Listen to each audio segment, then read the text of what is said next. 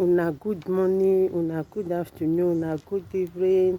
Abeg, if today na una first time wey una dey watch this my channel, make una no forget to subscribe, to like and to press the notification bell so that anytime when I upload video e go dey sound for una phone kpakam. And for this my channel, we dey upload everyday the latest aproko, the latest gist in town. So guys, anytime wey be say I upload, make una come dey join me, okay? So I go dey see una, make una bye bye oh.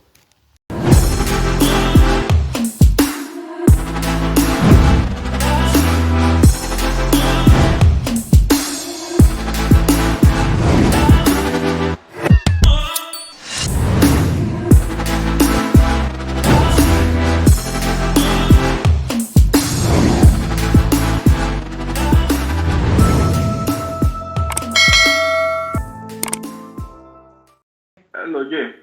Call. Call you. Now, Follow us every time you watch you. Now, start actually, man. Every time. Now, come on. Now, what Jay? Complain.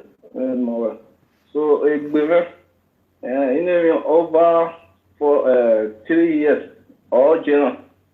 So, a man to all see, yes.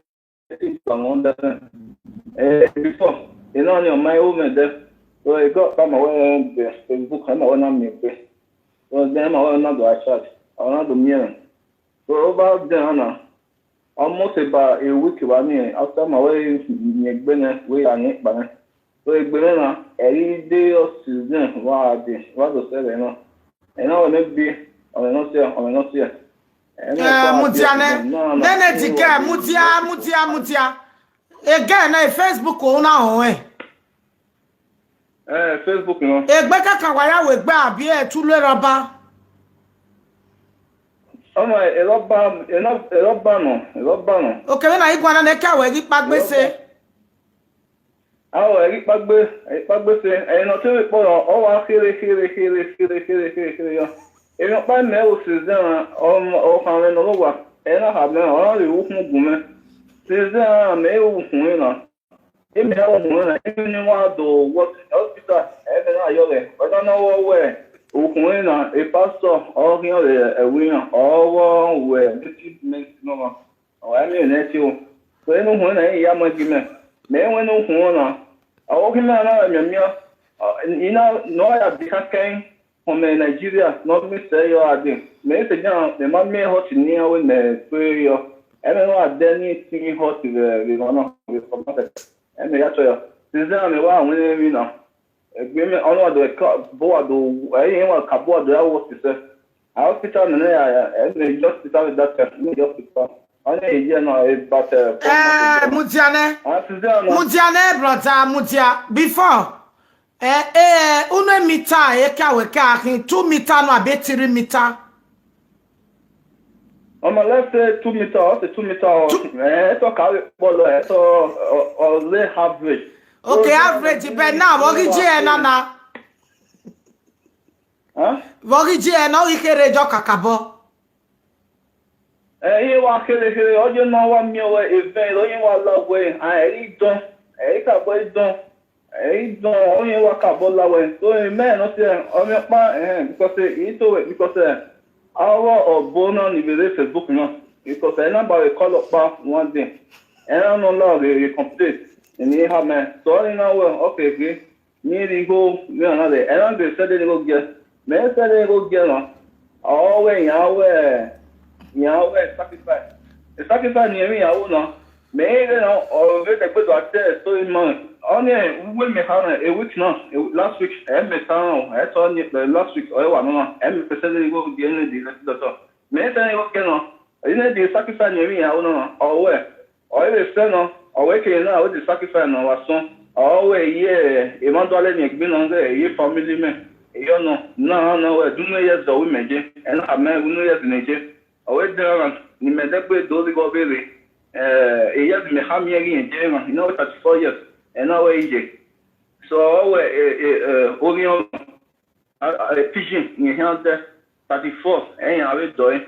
then ni go ni calculate after you go calculate so the picture 2000 or why at opa then you wa telling me be player or whatever or say money sending go there you go na send again this work I have me o ka we go nya no ya we me o you no let's turn on let's take control I say me wa forget okay now what's where can ya atiobo mudiane where can ya atiobo be Facebook what's no man atie me mama ito ma we to one the boy na khama we ira ko e no ba we e no ba pa e na official we e ma pa wa gba ala e ko le na we no ani se de me na we no e o bia pikere do e na igwe no be no bu we o mi ase de gume o ma sen e ko le ti gba ma pik e no ba we ni o gba wa ba mudia wa gba uta o bia pa wa gba uta oni e di no ba ni me ka le Facebook mi na die e ko le o pik e o bia no ina we agbe mo mi jole kun o te ti me gba ko na aw na okay ni de no ba na mi ase de gun ti de o ma sen de gun o le go pa ma wa ba ku o se no e ti ma o fe ne gbe me ba wa no ye le me ba wa no ka po o mi akodi en ba no la wo no sen de no ba wa me ne che me o mi akodi we ko me ka akodi no ba wa no ka ni the person o ma no ba wa me no ije na keke we ke ipmi abono ikere se de no polo se ni me ke na be na ya le ru joy mama iweti iwa khere yo kaka iwa khere tedi ne mi David wa no ima o wa la we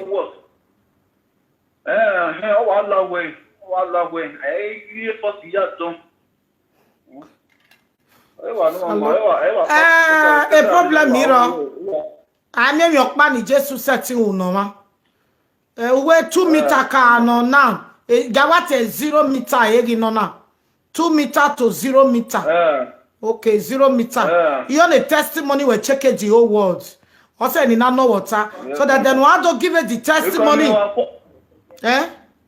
because me wa follow we up since then me wa follow we kaka but even me I follow we na listen to our program we I even know we gbalo wa any way you na need for do ya ito ya also on mami because me wa mo bo wa mi wa ya set to have ma ya me si wa follow up any our say no okay ni to the story ma wa nla oje mo ya ti ya start na la o sa lo ba here when why take sa anya yo pa ni Saltandwater wu no ma ikele gbe on na mi we eke wa do wu na 34 years na won wa mi o increase 3 meter yen ya aje ya da me wu me ya mo me wu me nu ko me neru jo nu kwa la bedroom nu ya pe ya la mo wa tu ru wo wa baba ya mo ya zu meje ukpu nu mu ade nu la we bedroom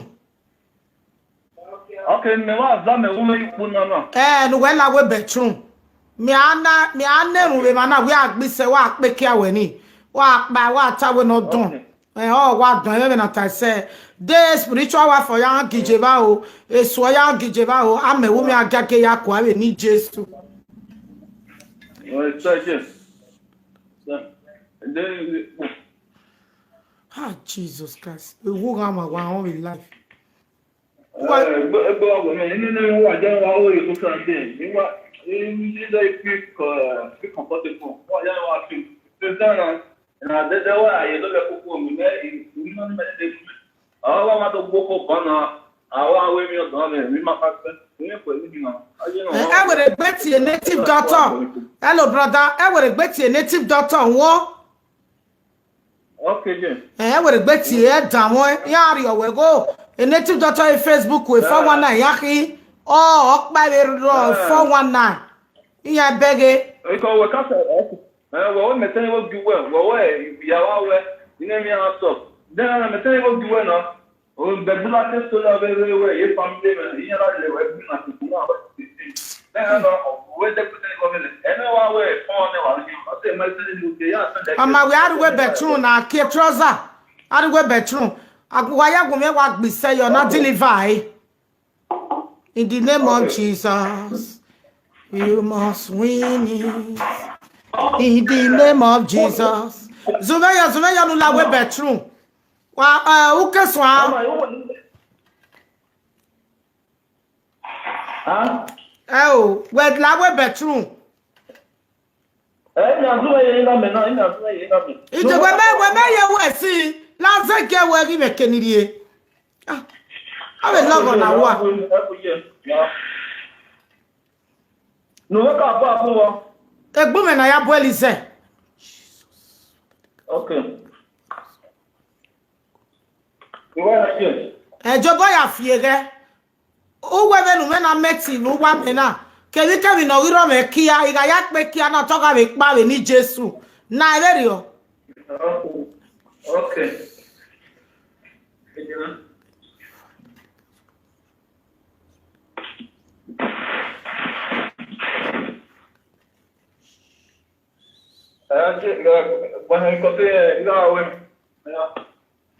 Oya na we bedroom ke trouser we.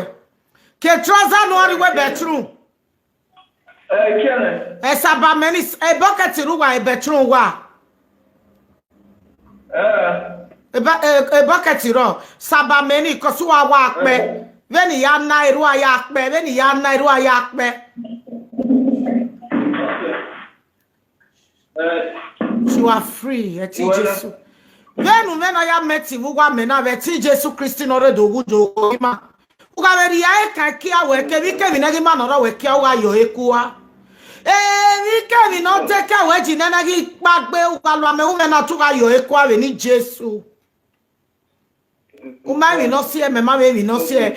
Ame mayakwe. Uga ve jame ume na yakbe kia we. Teke we gak bagbe. Teke we gak bagbe. Uga regbe mi o balona vegbe. Uga regbe mi o na vegbe. Ume na gakbe. Akbe we go akbe.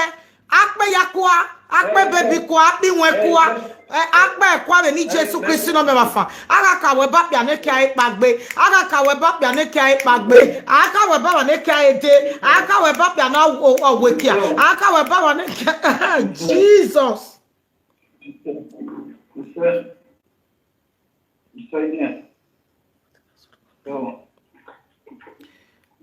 Igba ya bu no re la ni ne ki yan pa gbo wa de ba yan ke na pa. E ka we gbe regbe lowi e. E ka we gbe regbe ikere. E ti Jesu Kristi no do mi ma fa. Ise. Hallelujah. Ugba ne. Ma ta ko pa gbe de ne. Si oye no sie go down. Sie go down kere oye no sie go down o pagbe. We pagbe. Anya mo no magbe. Sie okpa no go down. Okay. O pagbe we ni Jesu. By fire o pagbe. O pagbe we ti Jesu. Oya me ma pa for 5 years e kare ma pagba me wu me kare ya pagbe. He was a prayer point in 7 days. E carry na work back by 2 o'clock in Vason. Until today, money. We in Nigeria, in Nigeria, no way. See how boy, any see I knew up back by. Oh, see, I see a costier, I see a for her. I could see a back by near. Okpagbe no ave feti aso awuja me wume ya pene akwa wu ya doli for year 7 days prayer yari enu okpagbe okay ya deli for year wa deli for year usu me you we anu hia ya we ja me wume penu dojo ni ya we but obe pagbe kere na obe temu kere a okpagbe kere okpagbe Asia, in the name of Jesus.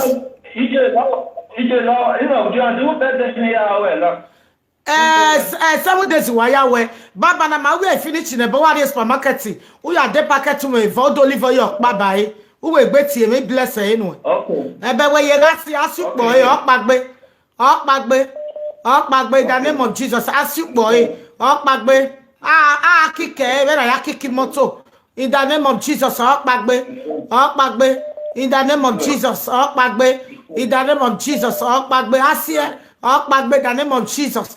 In the name of Jesus. In the name of Jesus. In the name of Jesus. Your body belongs to Christ. In the name of Jesus. Your body belongs to Jesus. In the name of Jesus. In the name of Jesus. Ọjà Asia sípò ẹni. Ekenuna yọ̀nọ̀rọ̀ Asia. The name of Jesus. It's again low. The name of Jesus. The name of Jesus. The name of Jesus. The name of Jesus. The name of Jesus. Jesus. Invite no jekenuche baba na. The name of Jesus. The name of Jesus. The name of Jesus. The name of Jesus. Mama ye pagbe asia kabot ni oe. The name of Jesus. Asia the name of Jesus. The name of Jesus. Who gbe mo ko be Facebook or na the last day. The name of Jesus. Facebook ko ma favor we. O ma favor wa be pa ye Facebook re. Mama, what bad? You let me come make a fool again. Welcome for better you on Facebook. As a book by Facebook, no matter what graduate. Oh, yes, you boy, fire in the name of Jesus. Fire, Holy Ghost, fire. In the name of Jesus, fire in the name of Jesus. I see in the name of Jesus.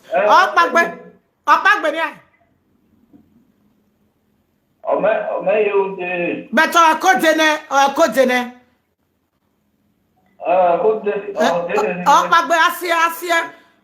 The name of Jesus. I say you see, I go down your bow way, go down. The name of Jesus. The name of Jesus.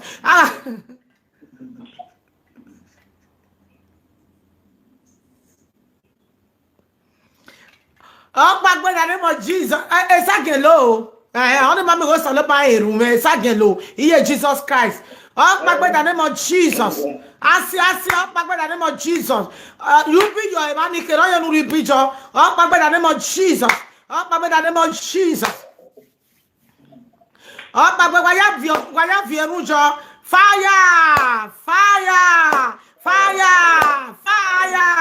In the name of Jesus. Whether the devil like it or not, talk back me. Why the back me? I'm not here back me. In the name of Jesus. A testimony will check the whole world. A testimony will check the whole world. Oh yeah, your boss here. Carbon nioe. Up back me. Okay. Up back me by fire. Carbon nioe. Up back me in the name of Jesus. Congratulations in advance. In the name of Jesus. Up back me. Have a faith. We have a Father that we never fail. We have a Father that we never fail. We have a Father that we never fail. Jesus Christ, he will never fail you. Jesus will never fail you. I say rise. I see apple level town. Rise in the name of Jesus.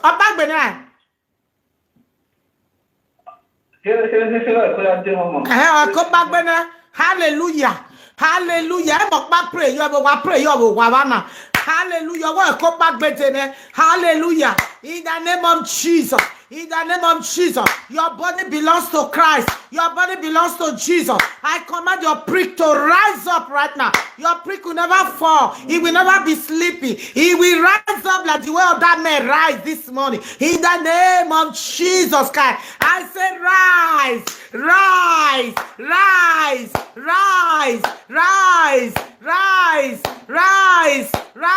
Stand up and walk as a man in the name of Jesus.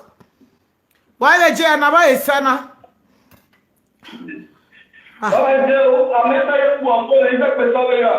Hey, sorry, by the name of Jesus. Miracles.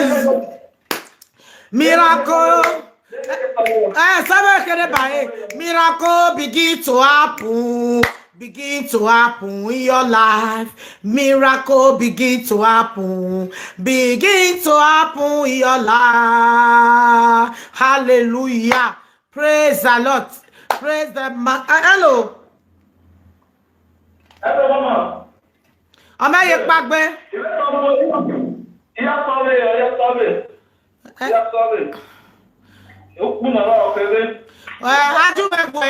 Jume ya wo enu asi e go down. Zume ya wo kapene. Jume kere jonu ya asi e go down. A darkness is around a light. Evil spirits are disappear. Okay, anything that will make him not stand, the one receive a healing way. Up back by the name of Jesus. Asi. Akpole. Jobe veva asi. You be veva away. Jobe veva away. Go down. Away. Yeke. Wa away. Go down. Away. Jobe veva away. Go down. Up back baby. Ni Jesus Christ no do me mafa. Ama very you are. Jobe veva away. Ai salobo afira. Ya, emi go mama. Obe pagbe kere a. Iyo we mi atuo, me no problem. We mi awatuo, yo nu akoko. Come. No, you ya, e na to we. E worry yo nu akoko won, yo nu akoko ma ti o ma je Jesu sele lo mo.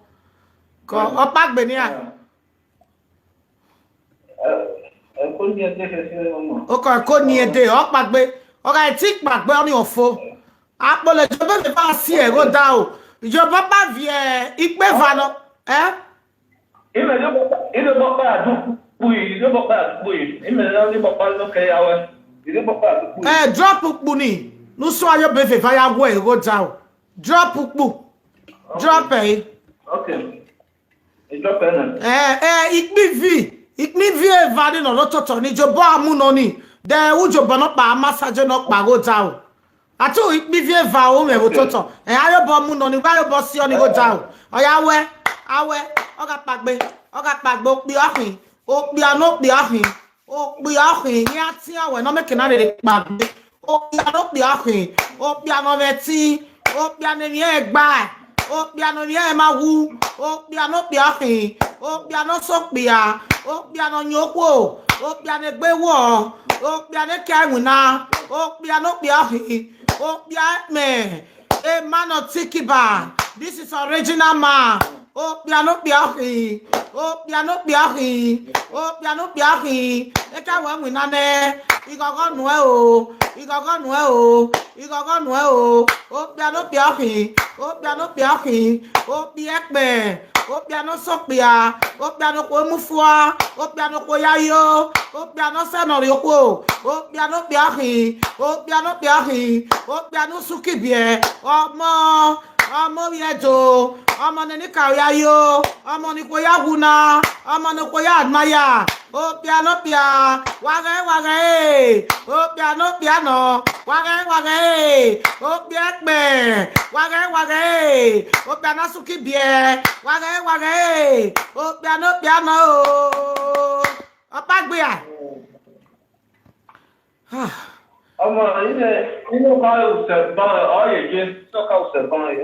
But ove wina sebe no carry ajo we nie kere. Ma ya doli for ye. Je opagbe no mane. We give me problem. We ke ya doli for ye re opagbe. Opagbe ne. Cause only we take ba o salobo we si. Yeah, anybody can come up back when you are away. Ya de we de o ti e be ni bless anyway. Go o side ti we. Okay, so what's it? God. Baba o side ti we. Yo. No, don't when you call you. Mo ye video call ni ka je trouser na ke bere we. O je trouser oru eto we. Okay. Ni wa bere o ma ni neru na. Ame feti o me no na anu ye go se ne. Je trouser no mo ye video call. Je trouser. Oh. O si aga mi pe awe o we ya nu wa mi wa azie mi ji. Wa o go to ma bata. Mama ona ya mani me. Yo. Oya. Okay, when I hear. Worry won saloba when ya tene no live for ye. Come later. Ugele mose. mi no musie small boy wa no. Bega he. Small boy wa no gele wa muse. Wa call yo.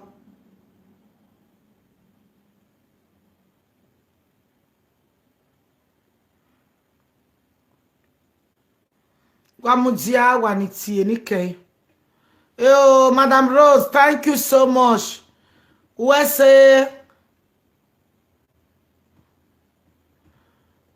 them that's what are 3. Hello. Hello. Hello, come on me. O sai ti we. O sai ti we mommy, come on me. Come on me. La omo me. O ko wa do alore mi akin ai ba san yiri mi na. O ko na to lo ko na wa gede gbo ko fu ako no fu ano. O e wa be. Ana to jo jo be aki uta no kwa wa no be nya momo. No na mo to je na wa no be nya wa lo be nya me la ke chat. Aso are ke wo ke ko ni ne ga son. E ke ga son wa asan. On 2 o'clock e gbo to de gbo wa asan. Obi o ne ga so. Kai na pa igwe gbe isunu. Go we ru ja menu enu ya we. Egwe gbe isunu we ni Jesu Kristi no me mafa. Baby igwe gbe ye gbo mo na ya la. Ijati Jesu Kristi no geja amena ya mi mo na fa wo be hian. Uga lu ame wu me na asengi ogugwa ya la. Osogi ogugwa ya la. Wa igwe gbe mi na dan. We ni Jesu Kristi no do mi mafa. Ise. God remember bless. Mommy la we na ke o ye dadu na ke de ba me. Zumeju we. Zumejo. Is that your name? Be na noti oye women na re re takpon we abi are re ni Jesu. Uga ya wo mo na ere no kia zero no gyo so o ga ba lelegi waya. Ko o sa ti we remember bless. Okay, you what say mommy, what say? Ni ji mi ku ga ma kwa ho. Ni ji problem ru wa gbon. Mommy Jody, please pick my call. I want to tell you something. Wa call na egbe wa wo me. Ije me o. Jesus, have mercy upon us. Everybody have to strong in prayer.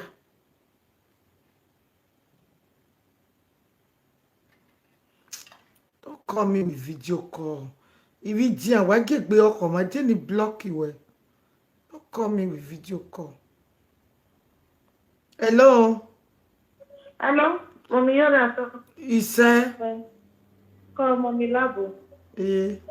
Mommy la ina no gure le no ya me. Ike awon because ni abia de ire o ya le emi ale na we 50 na. Awon yo kan ke na no la no gure le no ya me ni won. Emi ave na wo e ni Jesu.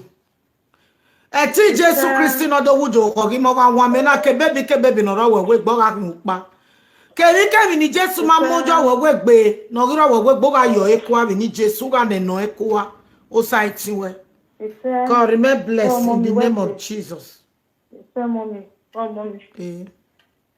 O wa ya we se be no wa be ya wujo bo me be YouTube. Salo bari afia gbe ne gede gbe nu wa o wa we se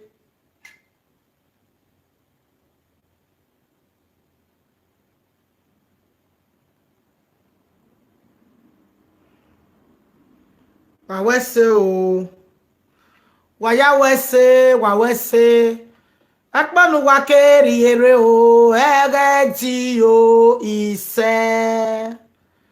The word of God can never lie. Saloba mi mayafa wa ya wese a program in my way mose wese je no give je wato wese. God bless you.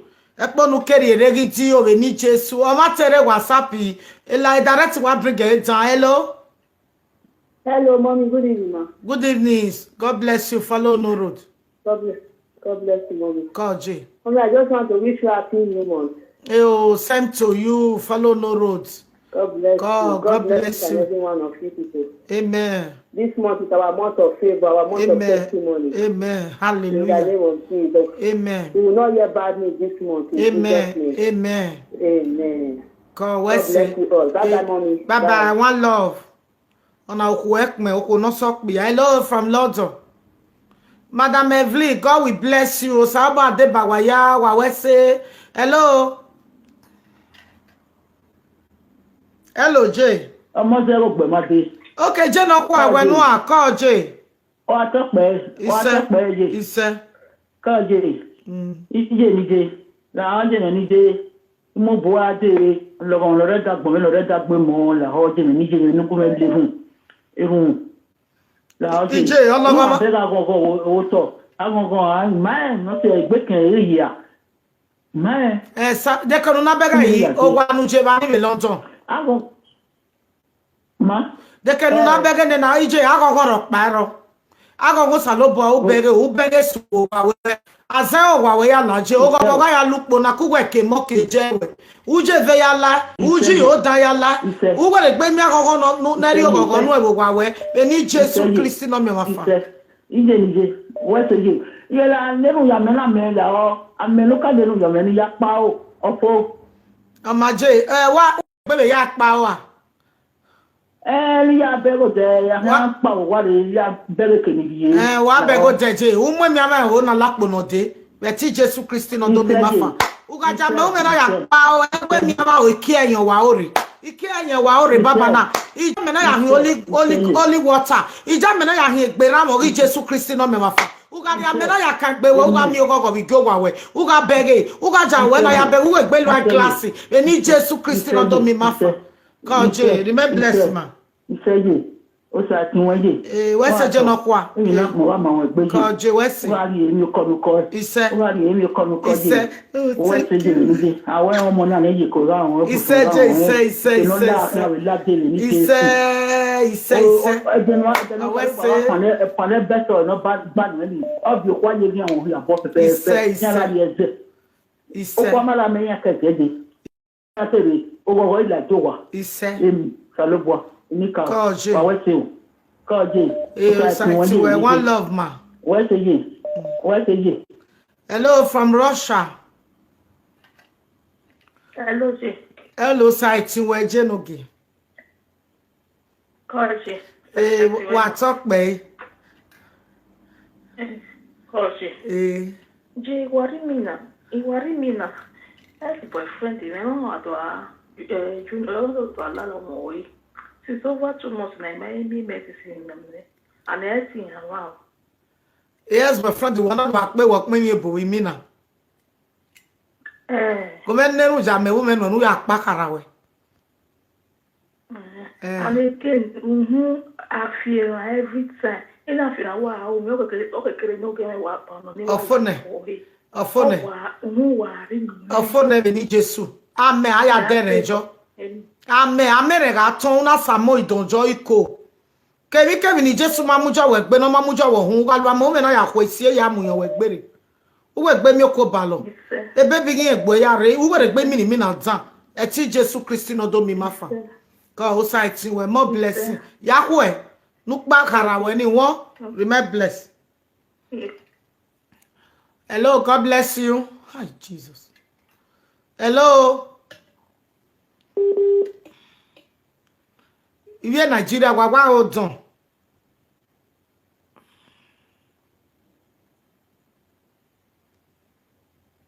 Call mommy.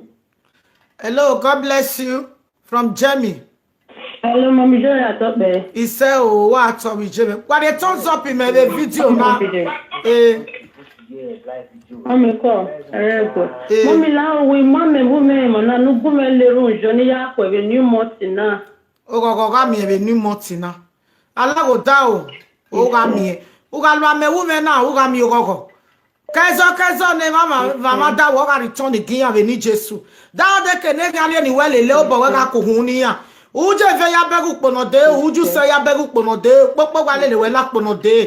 Ose ne ri ale le we la pono de, ame wu me na to ga gage baby no mu nyawe. Ere no mu nyawe. O ga pe ya yen dagbon we re ni Jesu Kristi no do mi ma fa ise. Eni ka o ga bonu la so. Eni ka o ga bonu e bota.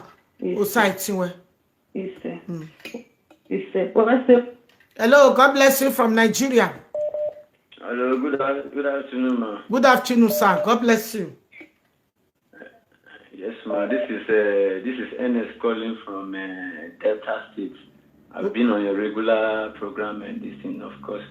Okay, God bless you. Yes, man. I'm the one that will talk after this issue before. I told you that I need a woman I could settle down with. And you said you will provide me. I did not say I will provide. Then, no, I did not say I will provide. I say I will look. No, yes, I say God. I put God there. I say God will provide. That is what okay. What I said. I did not say you will provide that of which I've been believing God for. So the problem is that this is December. Yes, all the women went to holiday, vacances. So they are not available. They will be available till March 22. Okay? I pray for you to get your wife before March next year. Before that time, God will send you your wife. Go and buy olive oil and salt. Let me pray over it. Your future wife will locate you in the name of Jesus. Amen. God bless you. Amen. Thank you, man. Hello, God bless you from Jamie. Hello, mommy. Jody, I talk. He said, come on, mommy. La go go je no ke same diwana. Ame women ya ko keke ame mamu. Pipo o kan me gwa rezi. La go go. E we no para we gbe. No de ma. Ama ya pi wenye gbere ame ori ogogo no ma meri ofureje dagmo ma o je mi ko ya ma. Kemi no ba me ma koyo we gbo ga won me na tu ga yo eku ave ni Jesu. Uga won me na tu ga no eku ave ni Jesu. Ti Jesu Kristi no me ma fa uga lo no ti oye wu me ogogo wa ya la mi po uje mi ame la mi po oju popo wa la mi po. Kemi na gi ma no re dagmo we lele we la mi po ga lo ame wu me na ave ni Jesu. Amen. God remain blessed. Bye bye. What's the mommy? Ame gbogin ame. Hello, God bless you. Ame won me be gbe me. Idene ya mu ame. Hello.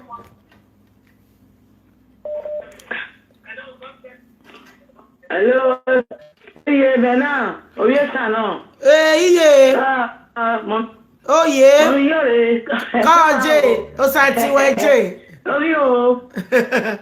Wa to pe je. Yeah. Àwọn mi díẹ̀. Sawese, glory be to God. You go go nweje, you go go nwe. Wewe ma na we no ne o ori o ti to na o je gan bi o ku gbe. Na we ni ka ma we o. O sawese.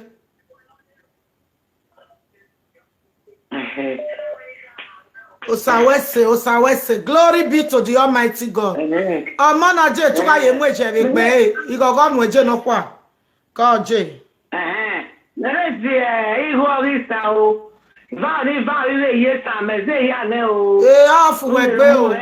Off with Beje, Kuweke, Mogo, Wagaya Lapo. Ogogogoya begu pono de o waye mi amela waye sola o no ma mo we no ma ile le we la pono de ku we ke mo ya neru na ise amen bye o ame aje mu mi le ma le wu o we re gbe mi na mi aje kai na pa o we re gbe mi na mi ma ni wu o we re gbe mi na mi ma ni wu I Jesu Kristi no ma fo wa ga mi na mi eni ka wa ga boze senu e ku we ke mo ke je o sa ti we je o ga ma je no ke wesi come on iyore wesi o wesi yoje wesi gbe me ka o je no kwa baba ni o ga o said 75,000 naira re tamame mi nugu said okay isho we get vow na hina county secretary no record the go me nugu said go na re I think it's a vow.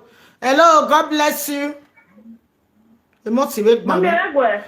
O sa ti wo wi je me wa to pe. Thank you Jesus. Go ye. When I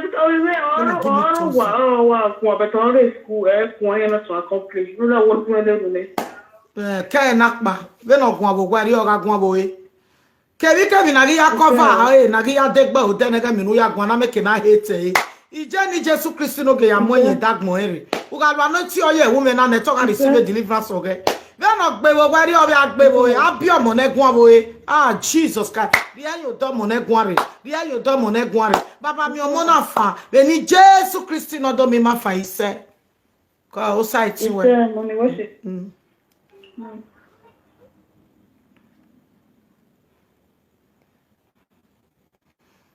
Brother me. O me brother pa ni mariye mu e. Ni brother na ga re Dubai. Brother me do worship me. Mariye me we te. Imagine me brother na. Ni na me we say una send 50,000 re. Maybe the gbe mu e. E brother na wa say hello. O site we. Come on, you sorry, site we. Isake mu we. La mommy la pion bona go na le ru chadora di ina me mali ara ran. Me da le chini na di na. E na la o ngu le ru de. Amena. Uga jambe o me na ya ku e. O gogo wa ya le moti na. Egbera me wa ya be ku pono de. No popo welele we la pono de. No monitor welele we la pono de. No gbo eri e wu gbelele we la pono de. Emi amelele we la pono de. Bad luck lele we la pono de. Uvo velele we la pono de. Ame wu me na toka mu we gbera toka re gogo no we ni Jesus Christ no do mi ma fa ise. God remain blessed. Bye bye. God. La no na ze me dala wana me owe ya pe go me go no then you can take we send that card me. We wa gbe argument, gbe agun we WhatsApp ni send we the account. You go no really me re ko site we. Wa to wa mo teje. Ise. Ko je. Brother me take call we my own we ke call re. Ewe Libya no penu ke ti me si.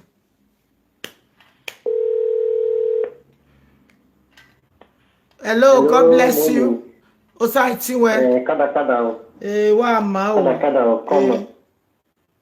Ni ya je ito ni rishiwe video call. I cannot go to issue now. Ni ba call we na. Mere ni tame yo. The family you. Emi ya wa ma o sa wese. Call. La. But you video. Me ware live video. Ire live video. Okay. Call. Mommy, I'm la gbe kakapo la wo la. Igui. That sort of water we are having. The banoti on here. Ni amo boka bowe. I don't know what you may bless you. Ita ma we na ya we. 3. Hello, God bless you. Oh, mommy jelo DJ. Wa talk pe o. Na go sasa we na one of America. Wa to jenogi. Ogwere na oje la ho neru ja me na me yare mi na agba we pray out there doctor one of Paris aso wa re yan wa do aya sa gbere God forbid they were gbegi sunu iye wa do ata kire e wa ata kire ni o wa pray yo we ma yin ma receive ata ke e wo neru ja me na won na le na ko na Nigeria ko be ja ni gbere. Honest, emi na gbe no salobe Saltandwater wu no ma. Uga jama o me na ya ku e, o bo wa akukun ni no popo we popo mo popo do. Uga jama o me na ya ku ere no gian zero no gian so to ga gwale ma ya ni ro dagmo we, eni Jesu. Ama o me na ga zese no ko bera de no ka gbiju de no ko ede no kakara we de. Uga jama o me na ya ku e baby we gbe yen gbe we ya re yen we gbe yin go wa we ya re. We need Jesus Christ no me wafa. O site we. We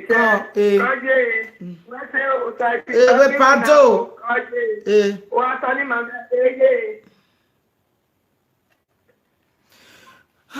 Jesus Christ, it is well.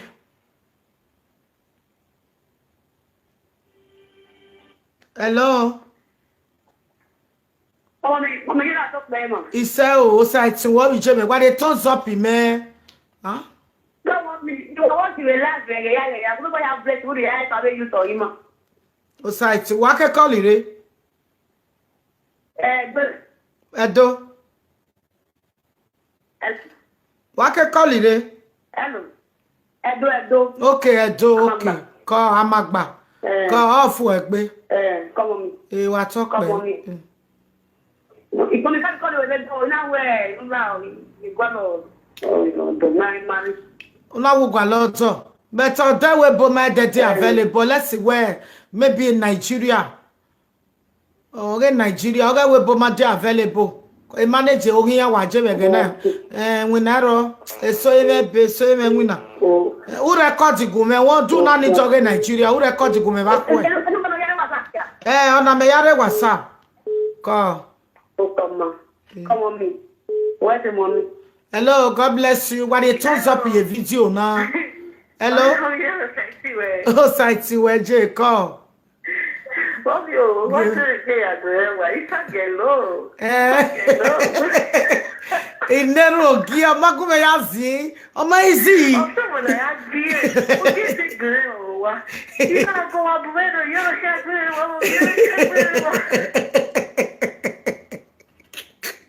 a fool. I knew now you're so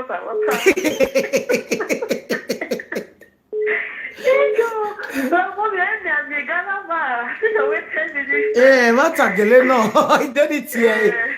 Call. We have a decay a long time. Hello. It's so exciting where. The Ben of him. Because you live in a village, and the other what you go there. I don't know where I will live when I will go. Oh, no. Anyway, my said we any time this with a country, no one really have that you. Oh, what you when Urigore. Yes, I want to we were a week, more than 1 month now, we will have it there. Needed to. Oh, you go there every month. And also where because I see my jacket make a quick.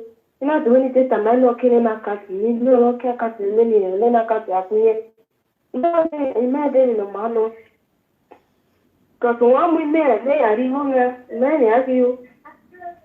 That can each word do it. I took it up, my cake, no, no, balloting. I want to move, but I didn't know what I'm I couldn't make a vote. I try was another. You mark cake, and you have some milk. You can't cook that food in Bano. Why my country job all way? You just not like you go. I'm a country job. I have a try. I very get gear. A quarter by get every month. What for say, John? Oh, what the wedge here? What are you? What okay. Well, go go that from web plan there every month, you know, 50 euro, no, they go 100 euro. What? Okay, you what's it? What talk by you? Okay, what's it?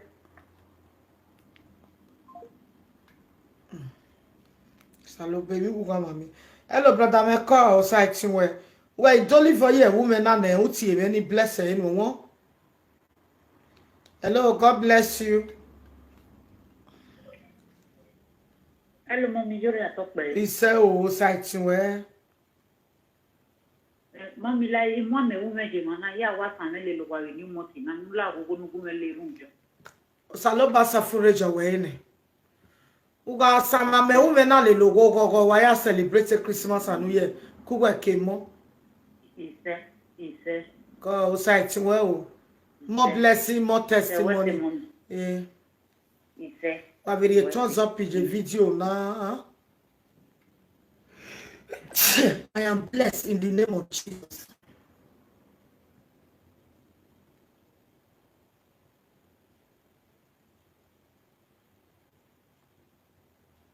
Mommy, mon call you about là on go send the account again.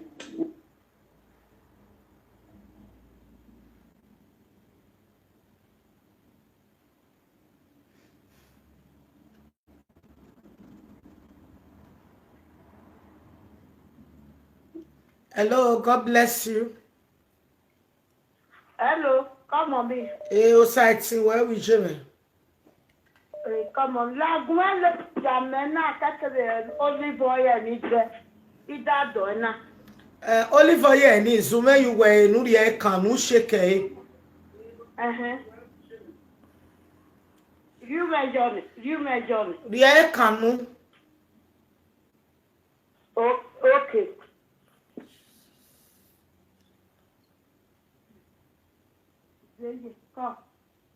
Rie kanu me. Waji unu wari ri abeta balo. Odenie. Okay, rie dagmo we abi aje. Uga lo anoti oye wu me na obo wa akukun ni no popo we. Na wa nu ga lo dawo ye mi ogogo ga le kiyan ya mi ogogo. E wonu je to ga fu egbere. O bi abege wo isamen wo ko abege wo ifira enu e. We ti Jesu Christi na me fa. O sai tin we. Ko. Ko je wase. Ko je wase. Hello, God bless you from Italy. With you.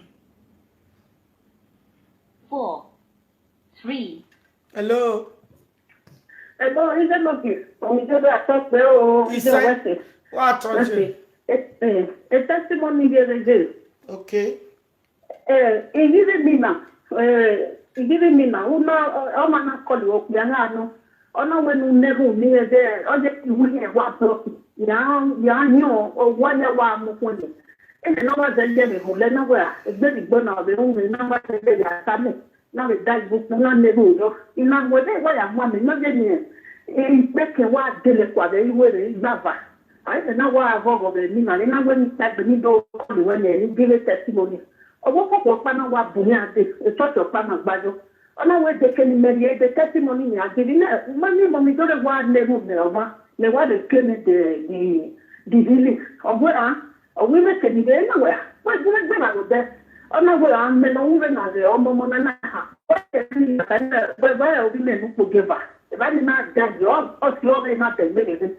I know Bukana knows that building or saying the female tower, a church in Marjorie. I know woman really not a wetter. Along with what I know about one moment. And how whether it may take me a woman mistake. I'm here in Konuwa, nowhere in your Momo. You know when you say to me, and I would be my money now. Now we're testimony like me, and now we don't give it. Oh, I'm there, and I'm there. We might, I have come with this. To the church, yeah, you know, but of the format. What time na we ugbe? What time na we ugbe valanyo or lanyo we your phone? You were the deliverance no na phone. Ugbe ba ugbe ba no wa deliver we will no wa ka kwa. And ya you want you believe. E ka o be 3 years e o wa ya to. Ni wa ya to e church na ni no wa ya to dey.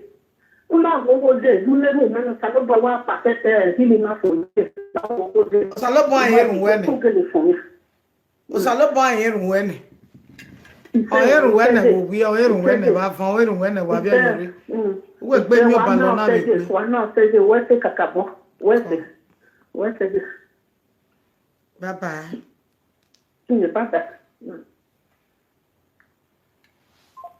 Okay, oh my best. Yala jam 8:30 by the grace of God. Okay, Saltandwater minute 8:30. Whether 8:30 or 9, guarantee ro. Wa me gbogia me kere. Guarantee ro. Okay. Hello, God bless you. He said. But mommy, you are in me now. I know I'm to women. A day be a feeling was fearing. And the line of it, I mean, I know now little loud 1 minute. I won't the best. Jesu Christi no me fa. Uga jamena ya kpuhuna we nwo kebi no we mi na uga ne no ekwa. Uga jamena ya kwe uga mu ye no we no ro we gbe kwa be ni Jesu eni ka uga process e. O sai chinwe. Stay. Where's the mom? You're at talk me. Isa oh. Hello? Mommy, do you not call? Okay, the Ghana man will call him. Hello, God bless you. Hello? Hello, God bless you.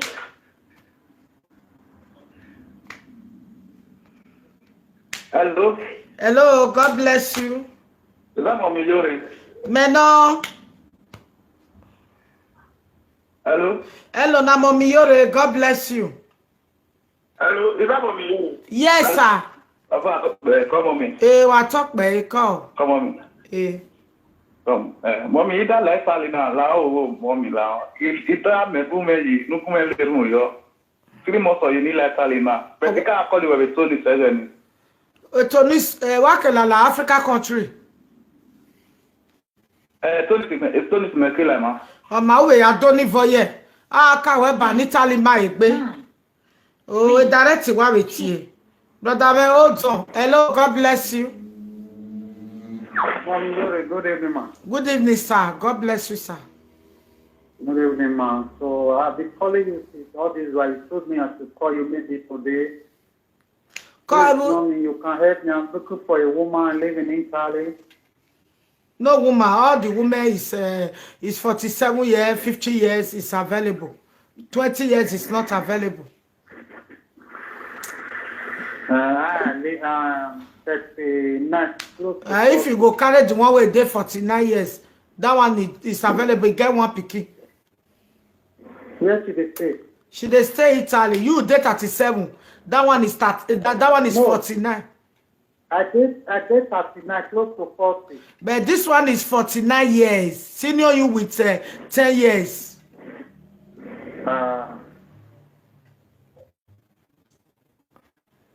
Is that the mommy? You get that one when they call that the naija woman when they get 2 children, she they do abandoned work. I don't carry and give somebody. I don't carry and give somebody. Another one a day, 52 years. He get 2 grandchild. 52 years. He day Italy. He get 2 house. He get car. He say any man will come in life. He go make you be the best man. 52. That one not people mommy now. You know, he said she go do IVF. She never felt born before? No, she never felt born. She adored 2 children. But she say if you see any man, she go do IVF. Give her my number. You fit follow her? Yes. You know, say senior you with 30 years. Give her my number. Okay, now I will discuss with her tomorrow. Okay. I did close to 40. Okay, no problem. God bless you. You too. Bye-bye. Even if you ask you what Wamana lo emu ave moku. Hello, mommy, you are talking. He said. Only don't go get where what only I know me. Go outside you. Mommy Iyore, you want to make a care, Mave, or we make a code for me. Or we make the mother de Rai, and where your speaker. My Yahweh, Testiveya, a daughter women look by way, bear was son, if they were so what, go area, I not net the other. Oh, you are in her, care not back. He said, I can't bum on whom you teach Jesus Christ. He said, Amena, he's a Jesus. Okay, Beram or Jesus. Who got my men and won't talk a care, wo ballon or but I care with me and a roy be. He said, God bless you. Why, Mamma, okay, say, bye. Mommy, you have a travel with Monty now, who will never know. China, when anybody not travel with Monty, no go, why I say, why we are deal. He say, Remember, bless. He says, what's the mommy?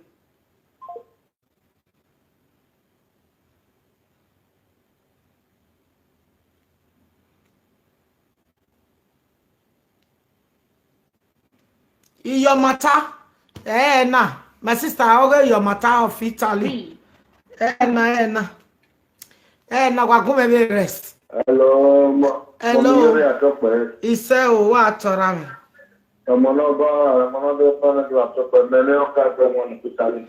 Off egbe. Na blood that they use. will be around Okaki, or you never know, you not set about all the blood, not the juice. And so Motinga will be laugh. So now I be Jesus Christ. I don't be pastor. Mother, but you did it. Obama, that's Manaria, maybe on Marisol, and I give it a Mother, when all done. I want to pay back the night who ya was saying, and ya would done, eh? Because ya want to get who. See, I need there, only done. When all done. They're not serious, you need to not your moppa. When I talk about call or call it Baba now, me, when I call him a Baba, you are damn voice or get down with respect. Okay, West. Why we are going to call? I'm an IT call. A big woman, a big woman. Hello, God bless you. Hello, mommy. Good evening, ma. Good evening, ma. God bless you. I am, ma. Mommy, here I talk by. He said, Mommy, wait till you don't, yeah. Oh, I don't go backbone. Oh, no, yes, you It is 34. You want back? 34 years, she lives in Germany. Opiara no more. Na be munu kwa be do aseleti. Eri o mama se se mommy. Italy stay, mommy. Italy we na gwa lokpia. Italy na gwa lokpia 34 years. Idene ni me picture we. Okay, ma. Igbeyawa wo me. Munu o be do aseleti. Cause on no need to be excellent. Yeah, we so mao. Yeah, we because we are look man we are liziga. Liziga. My money liziga no man because you want buy me money up but not ready not my backbone. And there look man no say Morocco wanyo wa mu. Ya ka ban. Oh, my money there. My money there. O ma do pe aro yare no ba we no tie we. No more no yari ati ogodo we wari direct. Me wari direct. No more backbone no we now. That when I will honor ya we choroti when I yahi. On my fear. My tia stop take be because when in Italy you dey here. Na go na munobia. Okay. Go outside chiwe. Where's your mommy? I'm here at the Where's it? Ciao, mom.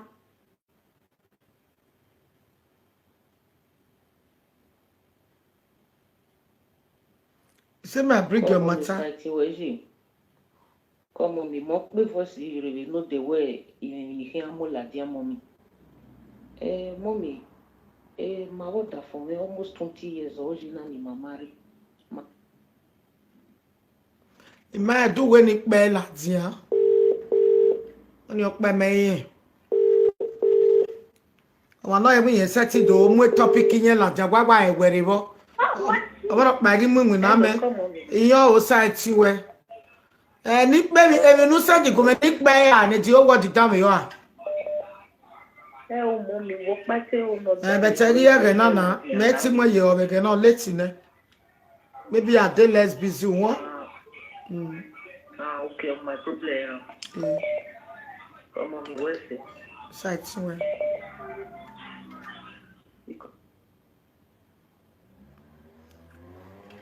Hello, God bless you. 3, 9. Hello. Hello. Hello, mommy. Good evening. God bless you. That one that called you, I'm interested, Which woman? I heard that woman that is called that she's 34 years. She lives in Italy. You are from where? I'm from Benin. Okay, when my Zedo, you own. So we are talking. I in Yameso. Okay, when my Zedo. iri okwonwe ya ga we ya make example to others so wherever iri okwonwe no mama igwiri okwonwe oganugwe ma ya zedo ma mebe gwe na go bi edo mehi igwiri okwonwe egweti bata iri okwonwe ma pass exam we la egwi mommy la egwi ko ma baba yi ohen do be igwi ati iri okwonwe ko okwonwe do be gwa na mi obi ewu gwa zedo ma hello god bless you. Hello, mommy. You know good. Hello, Sati we no sirema. Sati we. Hello, we no zina.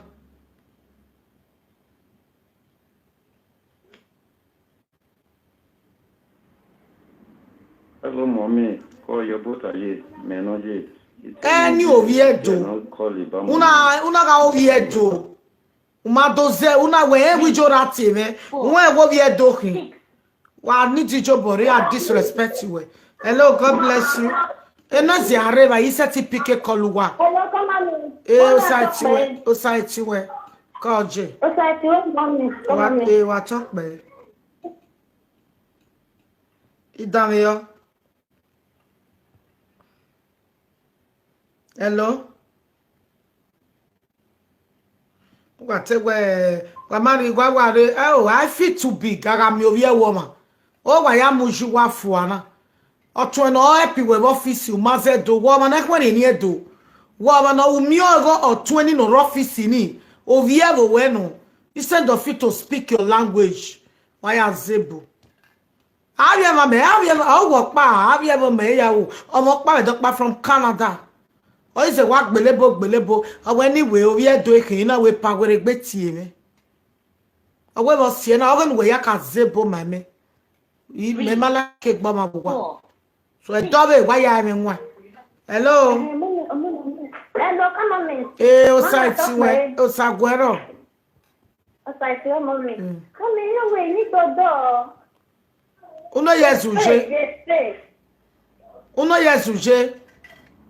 33 years, mommy. 33 years, ugwal. Uno do a friend in Uyala Webo. Eva. Eva no mave me no rie we bugwe. Me no tie. Uno gba we ko ere dey. Eva na ko e mommy. Uteniti na. Mommy. Uno mommy. Ma? Oh, walk one bani na uno mommy. Imagine mommy, o ye semeno. Ume bie we na gwa lodo. Evo ni de mommy piaro. Eu. Oh, bueno.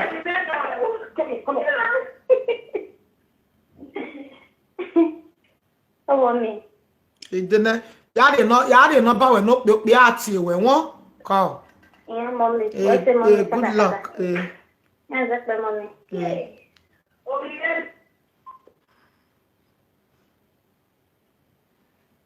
Hello, God bless you. A program in nota. That dog even no ya, we no ya we mi oge. So na so I take to do my thing. Ime nota, no again he setting it. Imi wago. Hello, site we. Mommy, I am my mother near you and I'm mommy. What I? Moka call you away from me. 3, 9. Hello, God bless you. Mommy, you're a beautiful man. Osaguero. Call you. What are we doing?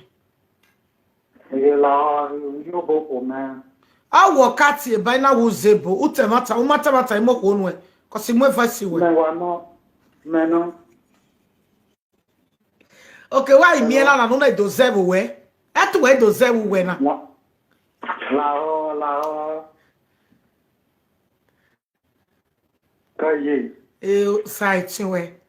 My program not be only for Bini, but if you be Bini, speak Bini to me.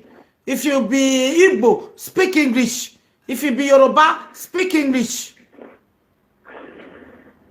La we come. Kami do ya weni ya gwi. Kami ya weni ya gwi ogenu ya zebu. Tiye di awa we wala ho wa ya ko me. Uno yesu je. 40 years old. Do amu no me sigo no bi omo me ya egun me. Kai WhatsApp, okay. Saloba na ma be ya gun egun me teme egun me ke no ba wonu no ya end. Okay, no ba we end we so no ba. O ma we me ya egi me. Okay.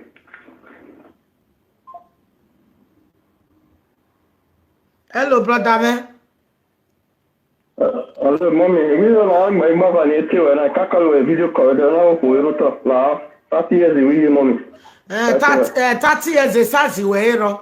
Ono na no run na 31 imu ne no 40 with one pikin. We say gbe we aneru. Won wa me gbe no fit we. Okay. Go. Okay. Okay. Hello, God bless you. Hello, mommy, of that you were. Alright, well, why mo me li o be prayer yi wan me wan neru ne masi. Why be December wa je na. La wo no respect na la wo yo bona meje. La okbenike ni so sele dije o moko. La oje. So far ujo besi ya mwe. Mama wen nita. Ujo besi ya mwe. You said the word no baba na. 9. Okay. 3, 2. Hello, God bless you. I go on. Bege e woni bugwa gme ya he. Maye no ikiwo. Ya wa fe. Ni vegi ya. Ya wa fe WhatsApp. Maye no kiwo. Cause okasu no ina wona magbe ya ina yare no ba no ma be. Imama no kiwugwa. Hello, ni gbe. Hello. Den wa igbe ni ahin agbe. Ima e lo ba we den ni ge no ba we ya hon. Unu ya gbe ya na yi. Iye ra mi ya wa po o. Okay. Una mu e na yo da we picture of Christ. No na. Yes. Ah no kine. Cause I wa po. Unyi se ikofia o na be na o ma nyi se yen maku efu. Iwo ko me. Okay.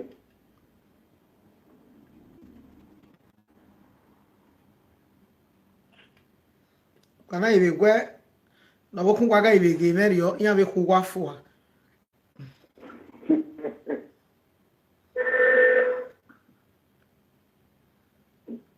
No wa not here. We fear. Okay.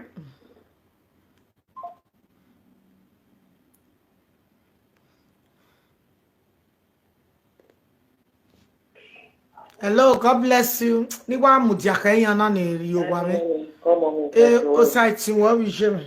Come on. No, mommy, now go where I want you pala.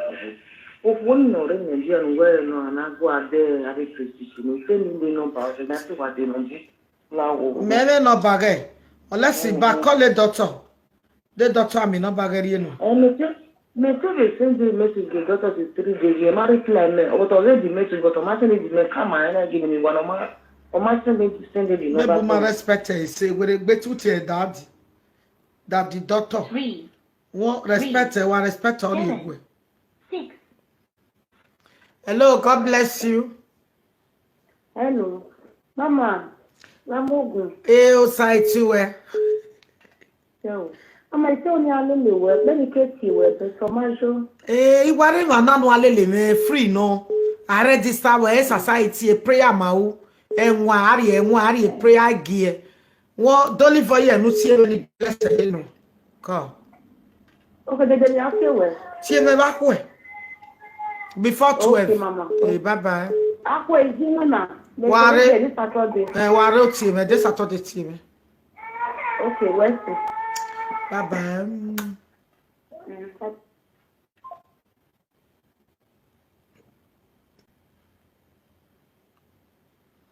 Hello from Italy. Hello, mommy. O site well, brother. Me call.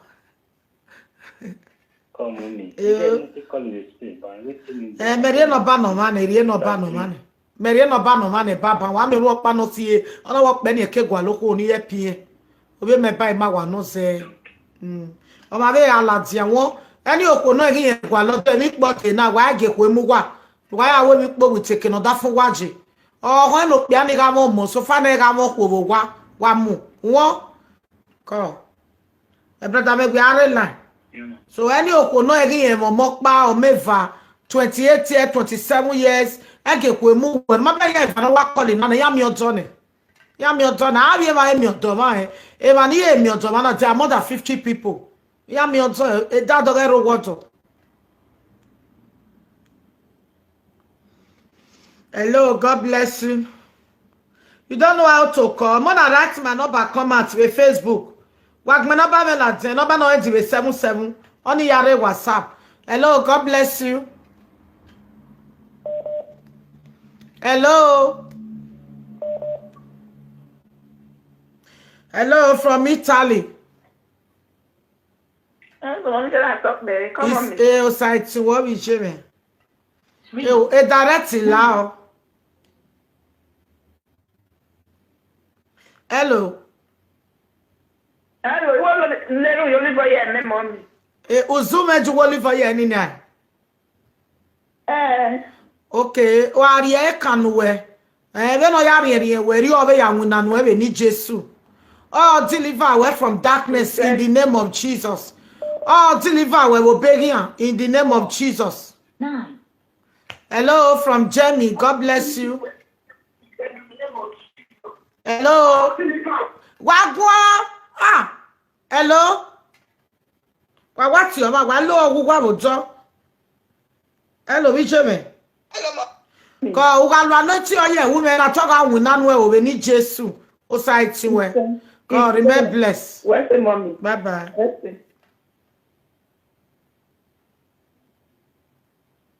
Brother, guy tell me the video call.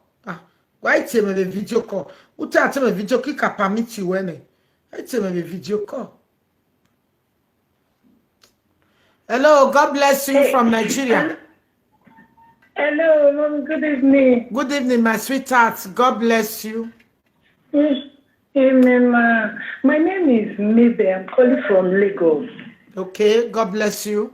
Amen, ma. It's my first time of calling you. You are welcome to Saltandwater Ministry. Amen. Amen, ma.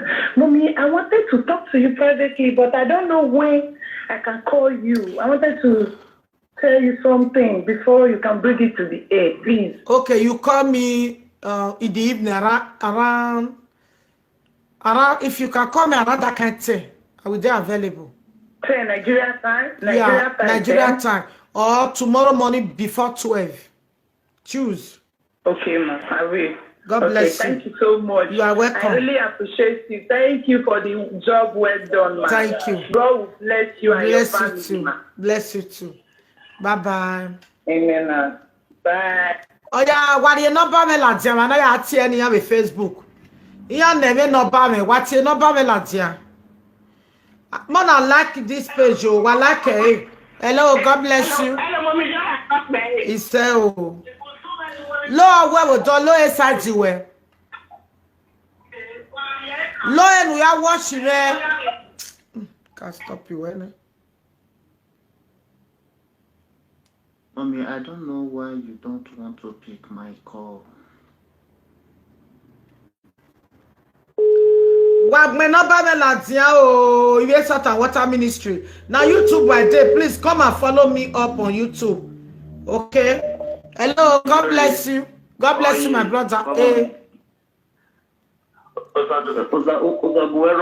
He said, Iwa pick la ni me dey busy. Hold on. Those where they look for my number, this is my number. I live in France. My name is iyore 1, aka Okinebo. You can just say iyore +33 753 84 5177. This is my number. If you call me, I didn't pick, drop a message. If I didn't reply, try it again, because I have a lot of people. I cannot even remember my family anymore.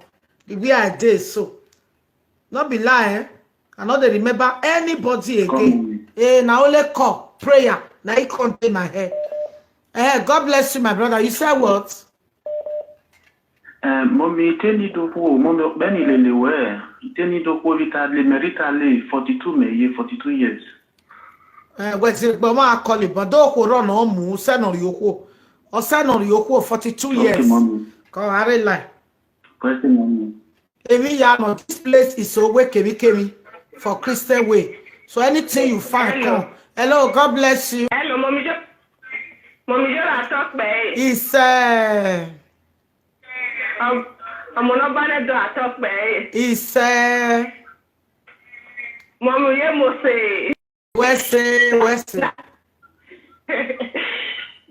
Now, mommy, I tell you, I'm going to worry nothing because the one day when you go and answer or one we are here now will go. Now, Vene no waje. or papa from bar. Uno rooms. 2 flats, you know. Inigo waya here. 13 million. Eternity, well, already, we're not doing it. The whole my rock, my back. 13 million naira. 13 million, 13. 2 flats, you know. Uno chono. Mo boy, what are you? Mo boy. Uno yes or Jenna no ya boy. Year 2000. Yes, I'm boy. Year 2005. A new zinc ulo abi aluminium. Zinc, no. Okay, not zinc. Anyway, Mojo be doctor. The doctor happy work you. So anybody know he has it? Immune doctor, say what we are not saying, but so that the table the man you want you born a day and I need there. You see, I gay or immune doctor. Okay, we immune doctor who ya gay. Do have a price there, or a price. I'm a millionaire price there. Can you check it? While I need there. Okay, my yard way. Yeah, contact doctor. Mommy. Okay, mommy, where say oh? Hey, bye-bye. Where mommy? Bye-bye. Do man like the zinc, who change it?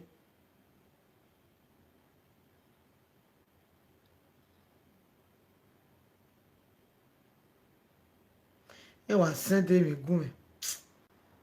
Hello, God bless you from Italy. Hello, God bless you. Thank you, Jesus. Mama, God bless you, ma. God bless you, sir. I follow you ever since. I want me to be a member. They follow you for Facebook ever since. You are free to be a member. You will buy salt and olive oil. So when you carry the olive oil reach house, you will put salt inside. Your life will never remain the same again. You will come back with testimony. Amen, ma'am. Thank you, ma'am. Hey, bye-bye. If you want to join our prayer group, it's very easy. They're not they pay money. If you know say things not there okay for you, come and join our prayer group. That will not disturb me. You not go church, okay? On Sunday you go to church. But this is midnight prayer. Anointing oil and salt. No pastor they use them. So just do and let me pray over it. Your life will never be the same again. If you have Facebook, I will soon stop. Facebook people. Facebook, when I call YouTube. Okay? When I call YouTube, Saltandwater Ministry, what does that strike? Mommy, my baby need a dog. 43 years. Who go carry this our sister? 43 years. She lives in Italy. Liz. You know what I mean? Liz. She lives in Italy. 43 years. She's available. 43 years. Mama, me call you where 3 children in Nigeria. Now you have my mommy. 3 children in Nigeria, 1 in Italy, making 4 children. She's looking for a responsible man, a man that can take care of the 4 children for her. So the children where they Italy don't grow. Hello, Epa, me live video. Ire live video, nika kama wene.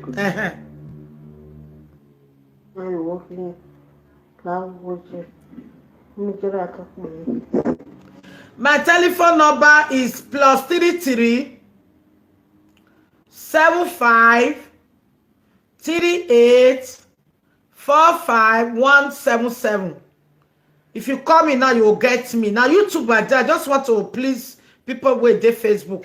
+33 753 84 5177. And there for WhatsApp. So, okwana gwalodo mene.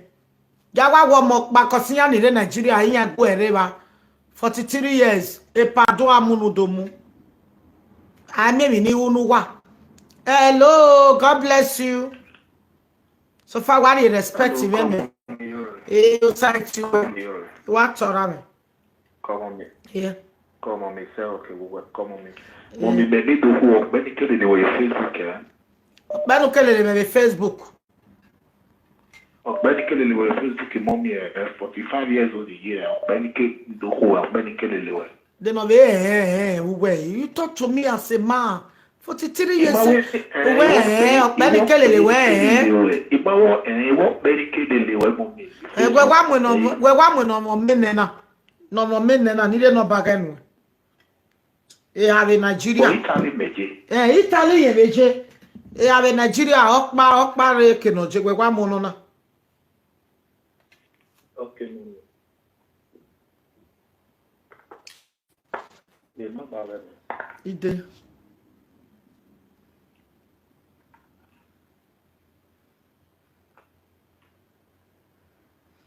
Oh, you want to talk to your mother, someone you call your mother, you have to talk as a man. You are 40 something here. I mean, no, I go. He correct you with the case we are your way. He may correct you. Mommy Jory, one need to hold, la go Jimmy, no get pive. It's okay. No. It's not she. Never quality in I saw a mommy.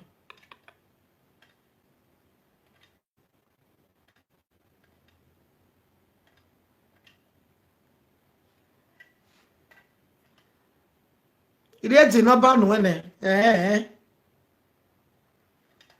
Oh, we close you. 4 children. What do be about way? What do be hanwe?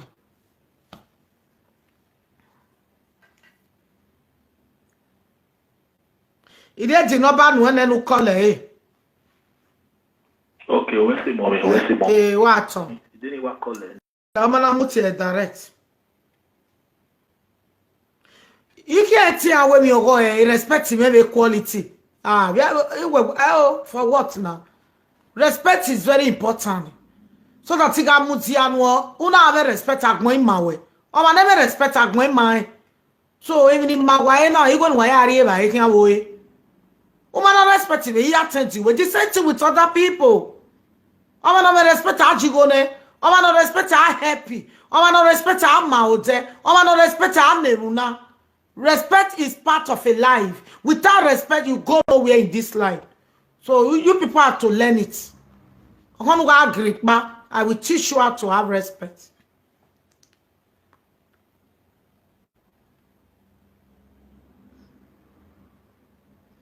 That for now, good. Hello, God bless you. He said, "Oh, society, where we live? Oh, society, where? Oh, mommy, you're Eh, what talk, babe? no more say. Eh, what's is good.